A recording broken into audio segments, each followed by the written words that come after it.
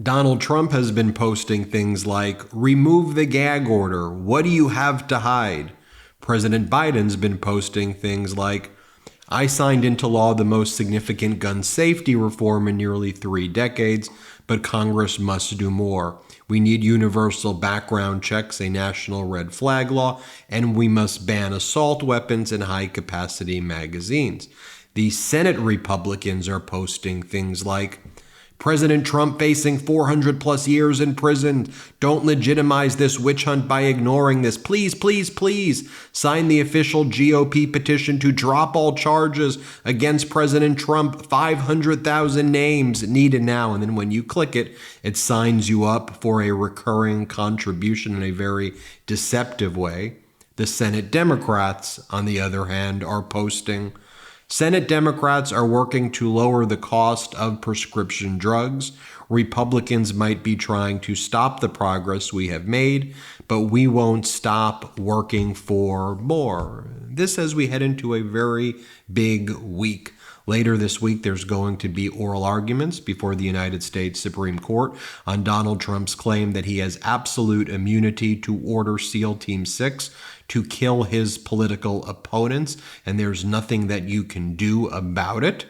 We have, of course, a hearing on Donald Trump's defective surety bond that didn't comply with New York law after the appellate division reduced his bond obligation from about $500 million to $175 million. And then Donald Trump went to his buddy Don Henke and seemed to have supplied an invalid surety. And of course, we have the Trump criminal trial where it is widely believed the first witness will be David Pecker, the former leader of a company called AMI. And AMI was the owner of the National Enquirer, which was involved in the initial catch and kill schemes by Donald Trump, whereby leading up to the 2016 election, AMI, working in concert with Donald Trump, would find either women Donald Trump had sex with that Trump wanted to cover that up because, say, Melania was pregnant during that, or other bad stories about Donald Trump. They would catch the stories, in other words, pay off the women or pay off people who had the bad stories, pay off a doorman at one of the apartments, for example. Then they would kill the story, not actually write about it and release it. And if the person wanted to tell their story, they would threaten to sue them. Ultimately, AMI was violating the law because they were basically giving Donald Trump imputed income. They were buying off these bad stories on his behalf, and no one was paying taxes on that. And those are, of course, taxable events. So AMI stopped. They were actually stopped by the feds, and they entered into a non-prosecution agreement with the feds where they basically are admitting to the conduct that they engaged in. And then Donald Trump utilized Michael Cohen to make the payments to Stormy Daniels after AMI stopped doing that.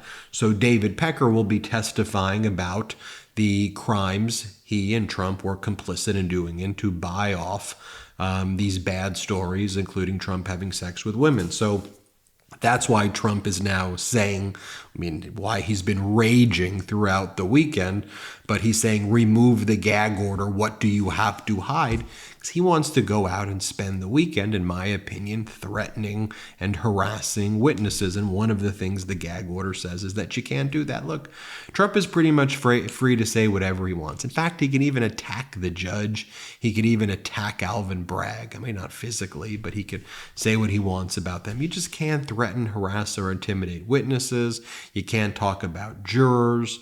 You can't threaten or harass the judge's family and the family members of the district attorney. That's all the gag order says. But here Donald Trump spends the whole weekend whining about that. Here's what Donald Trump is also saying. He goes, Truth Social is the real voice of America! Exclamation point, exclamation point. He's been trying to pump that stock. We've seen what's happened there. He whines, this trial is a long, rigged endurance contest dealing with nasty, crooked people who want to destroy our country. MAGA 2024. Who talks like this?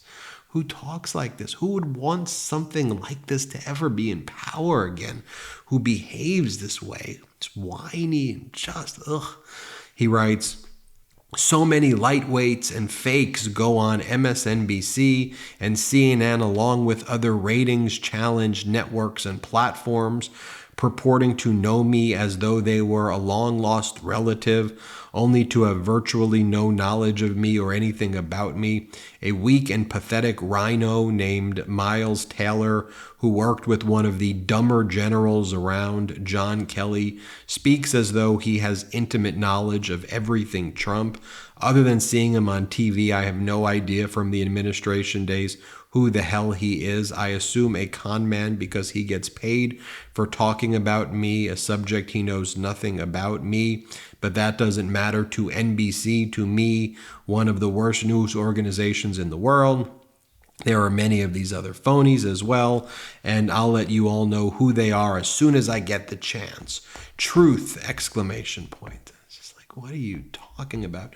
And really, General John Kelly, your former chief of staff, I just want to get this right. Donald Trump basically attacks anybody who's ever worked with him at this point, whether it's John Kelly, whether it's Bill Barr, whether it's John Bolton, whether it's his former defense secretary, whether it's his former vice president. I mean, it's all of this all the time.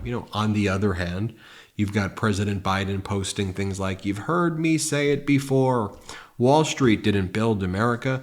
The middle class built America, and unions built the middle class." I mean, seriously, who would look at President Biden saying, "Let's support the workers," and then compare that to Donald Trump writing, "Remove the gag order. What do you have to hide?" And go, you know what? I got to give the nuclear codes to the guy who's writing in all caps with the exclamation points and the guy who's whining and saying things like, "How do so-called nonprofits get away with spending all of their time and money on getting Donald Trump?" That's not the deal. We are watching these thugs and sleaze bags closely. I mean, it's all projection and confession from this guy. I mean, he literally uses his political action committees, which are tax-exempt entities, to basically fund his whole lifestyle at this point, right? We're talking about almost $500,000 for Melania's hairstylist, combined with her hairdresser and all of her people, spending all of the money from the PAC on his private plane, spending all of this PAC money for all of his personal lawyers. As I've said before, if you go and look through the regs for political action committees, and then you look at the IRS code for imputed income, in my opinion, these types of payments that Donald Trump's making should be taxable events, but it's all projection and confession from him. That's why he leads by going after the nonprofits, which are likely compliant, and he, on the other hand, in my opinion, is not compliant. But again, that's my opinion. And then you've got President Biden posting things like this: "Scranton, Pennsylvania is a place that climbs into your heart and never leaves. It's home," President Biden writes. "I'm urging all governors to pardon prior state offenses of simple possession of marijuana. No one should be in a federal prison solely due to the possession of marijuana, and no one should be in a local jail or state prison for that reason either." President Biden talks about the national security package to fund Ukraine, and he says, "I urge the Senate to quickly send this to my desk." And on the other hand, with respect to Donald Trump, we learned about that he spent an eye-watering $700 at Manhattan McDonald's during a break in the jury selection, but left no tip for workers. And as our editor-in-chief at MeidasTouch.com, Ron Filipkowski, says, and some of you doubted the authenticity of that farting story. Meanwhile, you have Melania Trump grifting and selling necklaces for $245, fake gold necklaces. And that's, the difference. And I just want to point out here, you see how Trump is spending his time this weekend. You see how Biden is spending his time this weekend.